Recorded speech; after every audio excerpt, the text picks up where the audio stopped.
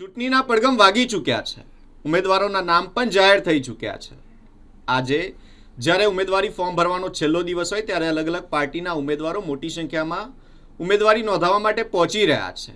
સાથે જ અપક્ષ ઉમેદવારોનો પણ ભારે ઘસારો જોવા મળી રહ્યો છે। વોર્ડ નંબર 13માંથી અપક્ષ ઉમેદવાર સચિન દેવરે કે જેઓએ જિલ્લા કલેક્ટર કચેરી ખાતે પહોંચીને કલેક્ટરને ફોર્મ ભરી સોંપ્યું છે। હું સચિન મહેન્દ્રકુમાર દેવરે અપક્ષ ઉમેદવાર વોર્ડ નંબર 13માંથી નોંધાવા આવ્યો છું।